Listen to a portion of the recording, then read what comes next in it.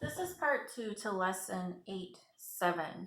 We're going to start with example 2a. It says to solve by factoring. In the previous examples, we just had to factor. If you remember how to solve by factoring, our equation had to be equal to 0. Okay, let's look at this. Is there a greatest common factor we can factor out first? I know that 24 and 22 have a greatest common factor of 2, but 3 does not, so I can't factor anything out. Let's go ahead and do our factoring diamond and multiply your first coefficient with your constant, and you will get 72. And your middle coefficient is a negative 22. So now you need to come up with two factors that will equal a positive 72, but add up to a negative 22. And I believe both of these are going to have to be negative, because a negative times a negative is a positive, and a negative plus a negative will give you a negative. This one's kind of tricky. If we were in class, I would have you think about this. But for time's sake, I'll go ahead and tell you that if you multiply a negative 18 and a negative 4, you do get a positive 72. Added together will give you a negative 22. Okay, let's go ahead and start the factoring process. Our negative 18 and our negative 4 get substituted in. So we no longer have a polynomial with 3 factors, but a polynomial with 4. 24x squared, and then substitute minus 18x minus 4x, and bring down your plus 3. If you like the way these are set up, you can leave it as is. If you would rather regroup them, you can. I'm just going to go ahead and leave it like it is. So let's work with the first two. What's the greatest common factor of 24 and 18? That would be a 6. And of x squared and x would be x. You can either divide these. 24 divided by 6 is 4. X squared divided by x is 1 of the x's. Or you can ask yourself, what times 6 gives you 24? It's 4. What times x gives you x squared? It's x. Go ahead and do the next part. Negative 18 divided by 6 is negative 3, and x divided by x is 1. Now let's see if we can get a 4x minus 3 over here. What times 4 gives you a negative 4? That's a negative 1. Is negative 1 times negative 3 a positive 3? It is. So now we have this where we can write it out in factored form. We have a 6x minus 1, and we have a 4x minus 3. And to solve, we have to set each one of these equal to 0. So 6x minus 1 equals 0, and 4x minus 3 equals 0. Solve each of these, add 1 to each side, and you have 6x equals 1, divide by 6, and you have x equals 1/6. On this one, add 3 to each side, 4x equals 3, divide by 4, and x equals 3/4. So if you were to substitute 1/6 into the original equation, it would make this 0. Or if you were to substitute 3/4 into this equation, it would make it 0 as well. How do you solve them? Let's look at 2b. First, look and see if there's a greatest common factor. And there is not. So now we go ahead to our factoring diamond. Multiply these two together, and that's your top cell, 120, and your middle cell, goes in, your middle term goes in your bottom cell here. So we need to come up with two numbers multiplied together to give you 120 that add up to negative 23. Again, these will both be negative. So when you're looking at this, negative 15 times a negative 8 will give you 120, and added together will give you negative 23. Substitute these in for your middle term, and your 3-term polynomial now becomes 4 terms.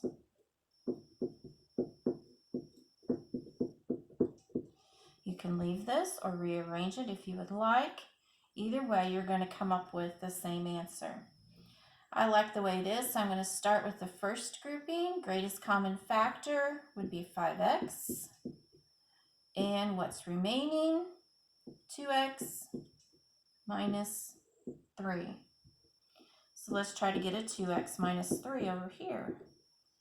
What times 2 gives us negative 8? A negative 4. Is negative 4 times negative 3 a positive 12? It is. So factored, we have 5x minus 4 and 2x minus 3. Again, when this is equal to 0, you can find out what you will get for your answers. So go ahead and set these up equal to 0. 5x minus 4 equals 0, and 2x minus 3. Go ahead and solve this, and if you get x by itself, you're going to get a positive 4/5. You go ahead and write out the steps. I'm just going to give you the answers. And solving this, x is 3/2. All right, looking at letter C. Letter C also is a trinomial, and we need to look and see if we can factor it. Is there a greatest common factor of these 3 numbers? There's not. So let's go ahead and try our factoring diamond.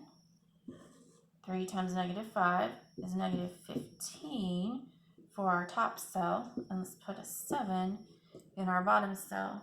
So we need to think of two numbers when multiplied together give you a negative 15, but added together have to give you a 7. So when we come up with our two factors, remember, since we have a positive 7 right here, the factor that is the largest is going to be a positive number, and the smaller one will be negative. Okay, what makes negative 15? 3 times 5. So if we make the smaller one negative, larger one positive, add them together, do we get 7? We do not.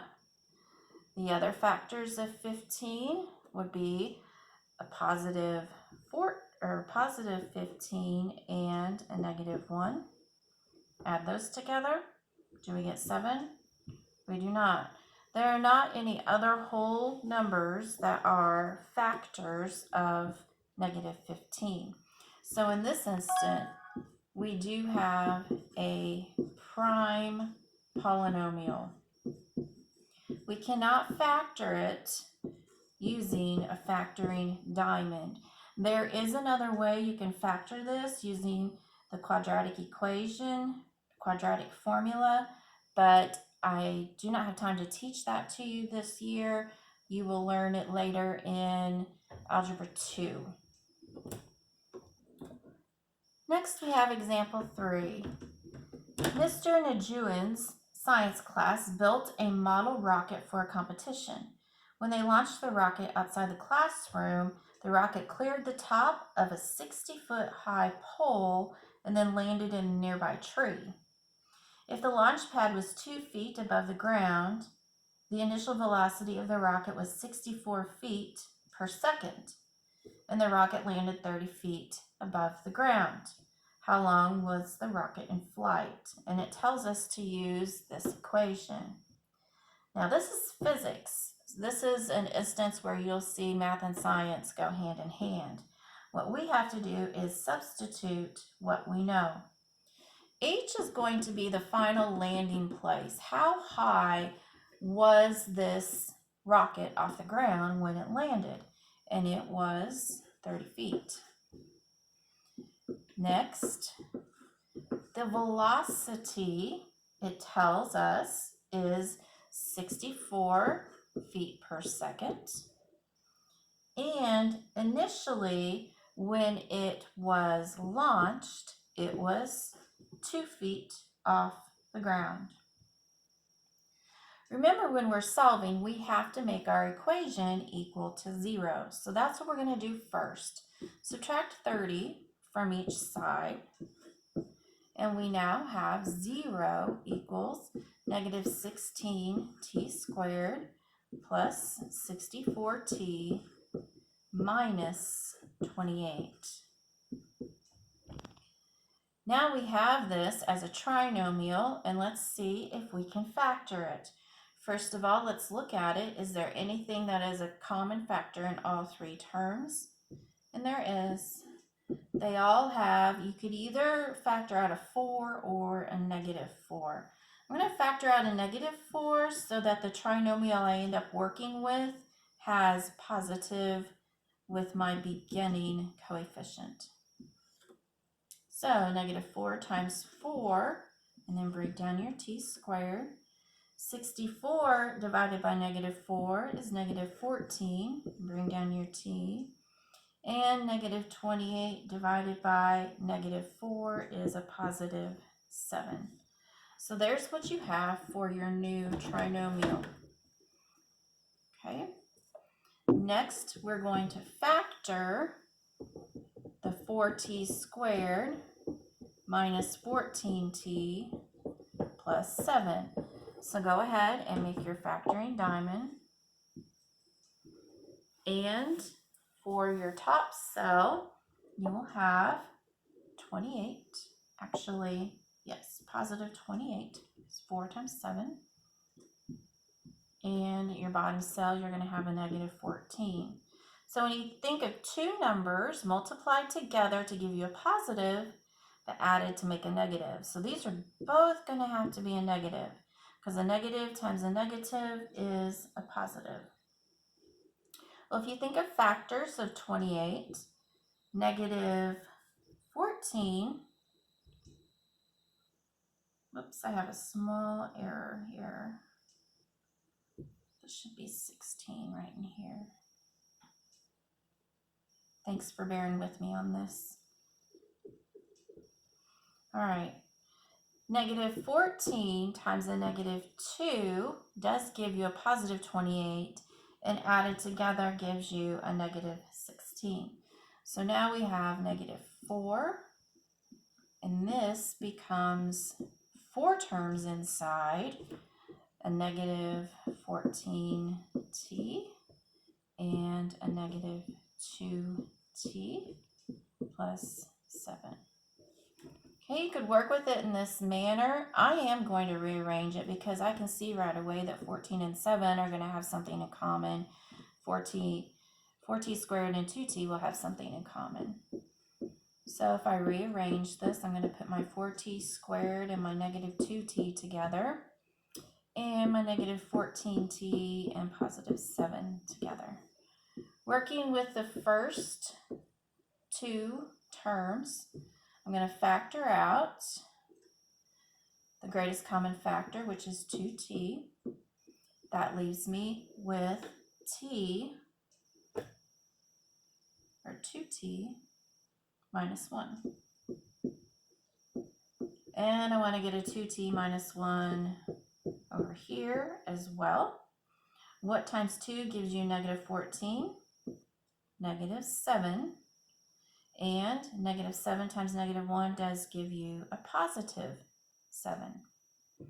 So here is factored form. We have a 2t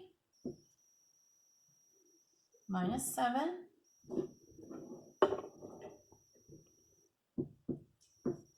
and we have a 2t minus 1.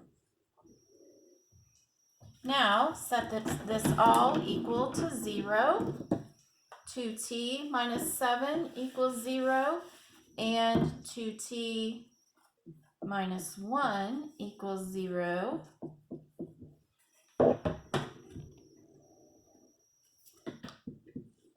And if you get t by itself, you get 7 over 2.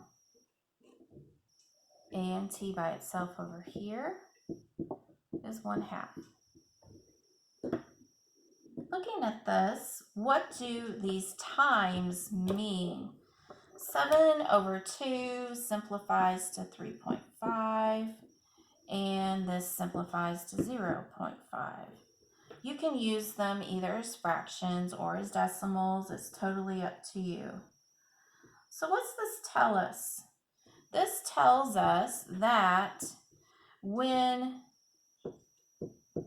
the rocket is taking off, it stays in place for 0.5 seconds before it starts lifting off. And then it's up in the air and it comes back down to rest 30 feet in the air after 3.5 seconds. So 2 different times on this one.